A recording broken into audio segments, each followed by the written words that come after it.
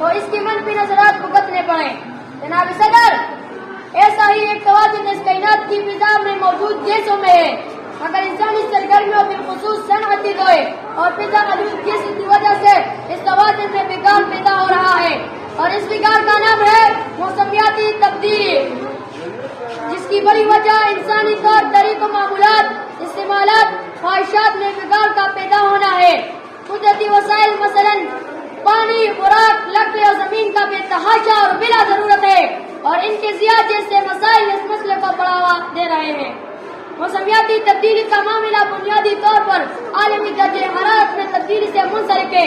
اس کی چند بنیادی وجوہات میں جنگلات کی رقبے میں نمایاں کمی ہونا صرف ہے۔ سامعین کرام، ہم اپنے وطن کی محبت میں اپنی گاڑیوں پر جھنڈے لگا کر، نعرے چلا کر اپنے وطن سے محبت دعوے کو ضرور کرتے ہیں، مگر آپ نے اس دیش کو کیا دیا؟ مجھ سے میرا دیش نے کیا پایا؟ بلکہ جو سرسبز جنگلات ہم نے اپنے رزق کو پورا کرنے کے لیے کاٹ کاٹ کر بڑی کر دی، مگر مرتی چڑیا، سستی بلبل، تڑپتی ہرنیوں اور نہ جانے کتنے مخلوق خدا ہماری وجہ سے ترسے۔ جی ہاں، ہماری وجہ سے ترسے۔ کل رات جو ایندھن کے لیے کٹ کے گرا ہے، کل رات جو ایندھن کے لیے کٹ کے گرا ہے، چڑیوں کو بھوت پیاتا اس بوڑھے شجر سے، عجیب درد کا رشتہ تھا سب کے سب روئے، شجر گرا تو پرندے تمام شب روئے۔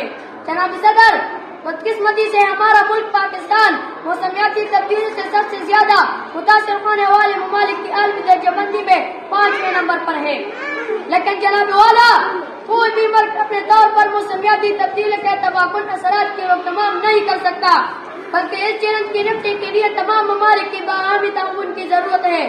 میں اپنے تقریر کا اختتام ان اشعار سے کرتا ہوں کہ مجھے اپنے جینے کا حق چاہیے، نہ ہوا صاحب ہے نہ فضا صاحب ہے، وہ جب وہ مٹاتا وہ نصاب ہے، ایک ذرا سوچئے کہ کیا صاحب ہے۔ اب دوستو، دل میں تھوڑی کسک چاہیے، مجھے اپنے جینے کا حق چاہیے۔ والسلام۔